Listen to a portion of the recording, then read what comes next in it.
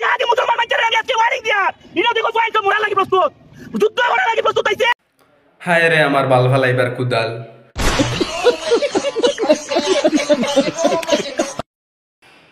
তুই কিতা মনে করছত তুই ওয়ার্নিং দিবে আর মুসলমান ডরাই যাবা? কোনো দিনও না, কারণ কুত্তার হুমকিয়ে বাঘ ডরায় না।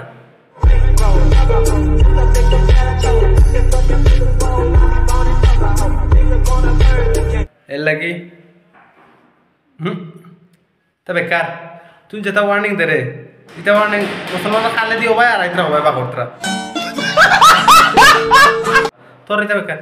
আর কিতা বুঝোস তুই যেন হইলে মানে ময়দান লামতে যুদ্ধ করতে মায়ের করতে আমরা লোকে কিতা বুঝোস পারবে নি? যদি একবার লামি কন্ট্রোল করতে পারবে নি?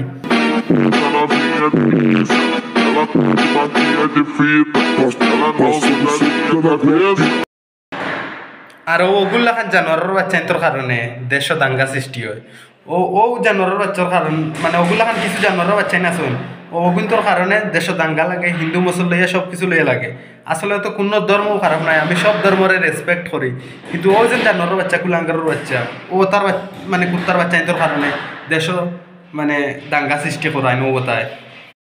আর তুই যেন মুসলমানরে ওপেন চ্যালেঞ্জ দে রে, আও বারো আও জিহাদ করতাম মায়ের করতাম। যদি স্যার মাতি কান সিরিয়াসলি লইলেন মুসলমানে আর যদি বারো যায় কিতা বুঝোস কন্ট্রোল করতে পারবে নি? এর লাগি মানে যেখান মাতিস ভাবিয়া চিন্তা করিয়া মাতিস।